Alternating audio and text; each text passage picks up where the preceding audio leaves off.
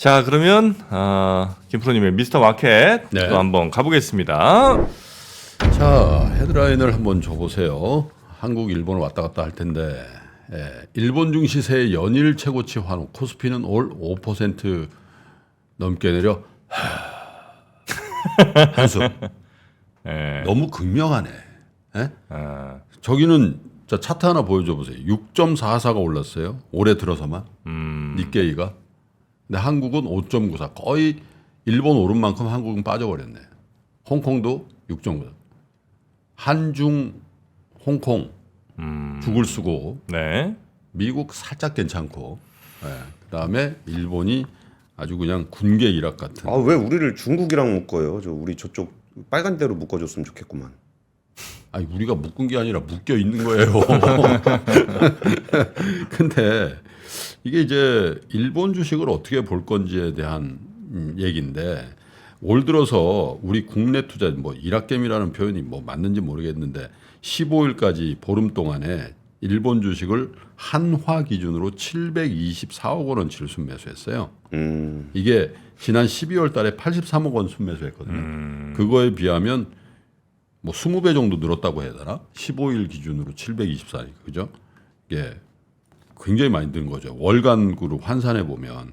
그래서 이제 작년 4월부터 일본 주식을 조금 사 들어왔거든요. 그래서 작년 7월까지 2천억 정도를 샀어요. 일본 주식을. 그러다가 이제 조금 감소를 하다가 다시 올해 완전한 불장이 오니까 네. 다시. 근데 왜냐면 이거는 의미는 있었어요. 왜냐면 엔화가 뭐야 이거 왜 이렇게 싼 거야? 그러니까 150엔. 엔캐리 엔화를 사가지고 엔화의 반등 국면을 노릴 바에는 이런 환경이 주식시장에도 좋다니까 2배로 한번 해보자. 그쵸. 엔화로 바꿔가지고 일본 주식을 사버린 거지. 네. 근데 그게 맞아 떨어진 거예요. 기본적으로 엔화만 갖고 있었으면 별 재미가 없었을 거라고. 엔화가 급속도로 뭐 반등하지 않았으니까. 그죠? 근데 어쨌든 이렇게 돼 있는데 이게 말이죠. 니케이 225가 어제 36,000을 돌파했는데 5거래일 연속 최고가를 경신했거든요. 이게 언제 때 이후에 최고가냐면 1990년 2월 이후 33년 11개월 만에 최고치예요. 33년. 그러니까 일본 증시가 생긴 이후로 가장 높은 게 언제냐? 89년도 10월인데 이게 38,915예요. 이제 얼마 안 남았어요. 역사적 신고가. 근데 역사적 신고가가 몇 년 만에? 34년 만에. 그 얘기는 뭐냐? 34년 전에 이 웃음이 나오는데 1990년도에 야 일본 주식 사야 되겠다. 딱 사가지고 지금까지 갖고 있는 사람 아직도 본전 아니란 얘기죠. 30년 넘게 들고 있어도. 네, 그리고 그것도 이제 지수 기준으로 그러니까 그 중에 종목을 잘못 선택한 사람들은 휴지 조각된 것들도 많고 또 아직도 저 밑에 있는 주식들이 많다라는 얘기죠. 자, 그런 것 같아요. 왜냐면 30 몇 년 만에 신고가를 쳤는데 이게 환호할 일인가에 대해서 우리 생각해 봐야 되는 거고. 야, 근데 하필이면 그 30 몇 년을 쭉 보시다가 워런 버핏께서는 한 2년 전서부터 요거 사야 되겠다. 그리고 계속 사시잖아요. 뭘? 일본의 종합상사 주식, 6대 종합상사 주식 계속 사왔잖아요. 아마 좀 있으면 또 보고 들어올 거예요. 더 샀다고. 그럴 수도 있어요.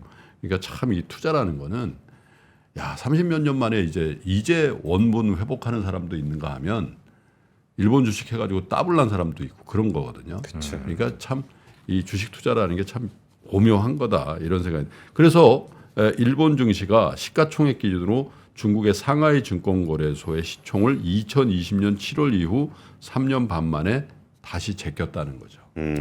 도쿄 주식 아시아 1등이에요. 네. 현재. 그래서 이 일본 주식에 대한 근데 왜 이렇게 오르나 이렇게 보니까 뭐 이런 거잖아요. 펀더멘탈에 보면 야 일본 엔화가 저렇게 낮으니까 일본 기업들이 채권성 얼마 좋아지는 거야. 그죠?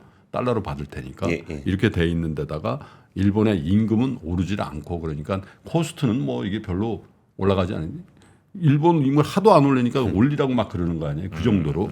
그런데 이거보다 더 중요한 게 올 들어서 오르는 이유는요. 일본 정부에서 신소액 투자 비과세 제도 NISA라는 거를 실행을 하고 있어요. 이게 우리나라로 치면은 종합자산관리자 ISA라고 있잖아요. 예. 그거하고 좀 흡사한 건데 뭐냐면 요걸 가입을 하잖아요. 여기서 나오는 주식 차익에 대해서 과세를 안 해요. 근데 그 한도가 작년까지는 얼마였냐면 120만 원이었거든요.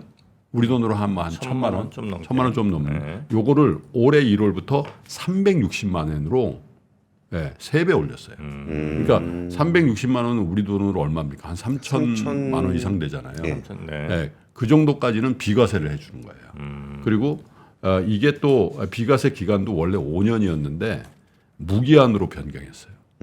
이건 사실 일본 사람들의 주식 저변을 굉장히 넓히죠. 일본 사람들이 뭐 엄청난 부자도 있지만 대충 3천만 원 정도면 주식할 만큼 하는 거거든요. 네네네. 왜냐? 일본은 원래 예금의 나라지 주식의 나라가 아니거든요. 그런데 굉장히 의미 있는 통계가 나온 게 작년 6월 말 기준입니다. 이게 업데이트가 좀 늦게 됐는데 30대 이하 주주수를 봤거든요. 일본 예탁결제기관에서 196만 명으로 5년 전에 118만 명에 비해서 70%가 늘었어요. 우와. 젊은 세대들이. 작년 6월까지만 해도 30대 이하 주주가 200만 명이 넘어간 거죠. 아마 6개월 동안 더 늘었으니까. 그 얘기는 뭐냐? 이제 젊은 세대들은 일본의 노령층은 이자도 없는 그 예금으로 보존하는 예.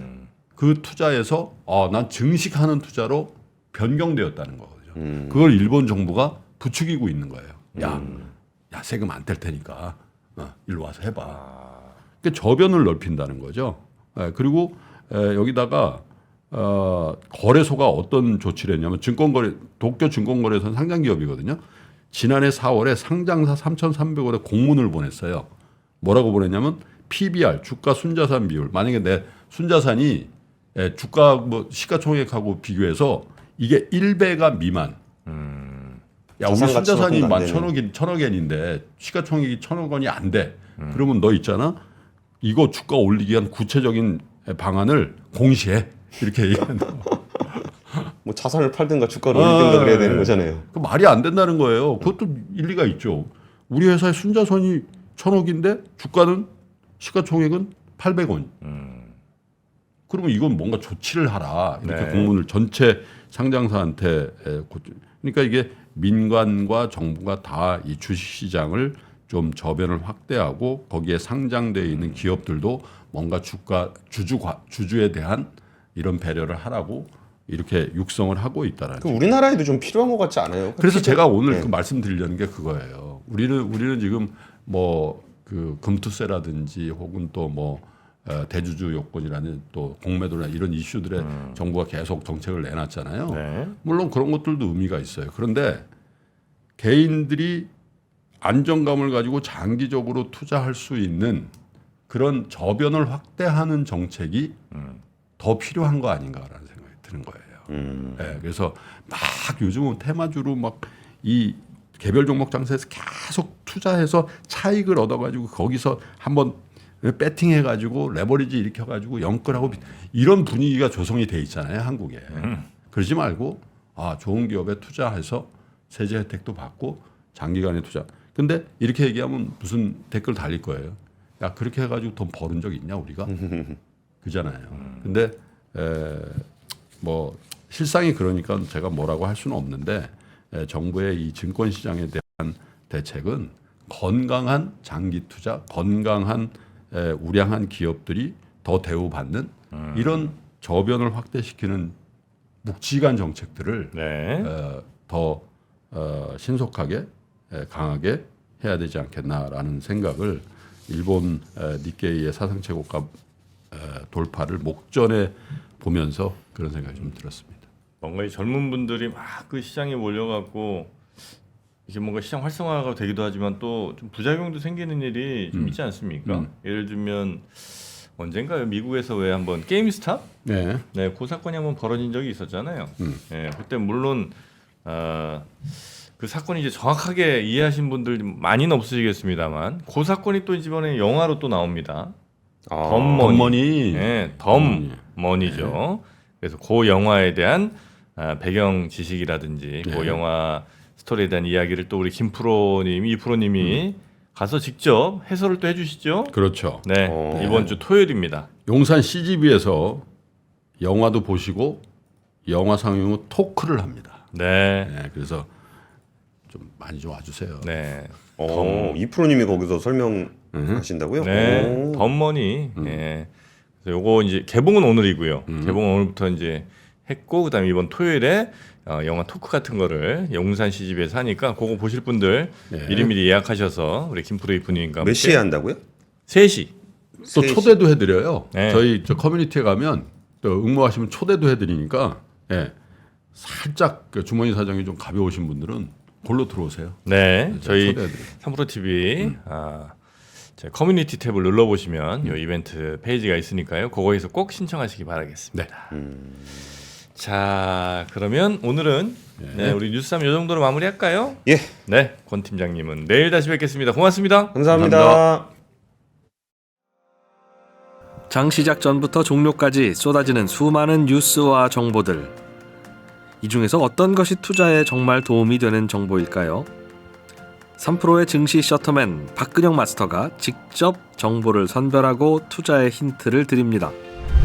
시간도 아끼고 투자 아이디어도 얻는 시간, 박근영 부장의 마켓 힌트와 함께 하세요. 자세한 사항은 3프로 TV 앱과 홈페이지를 확인하세요.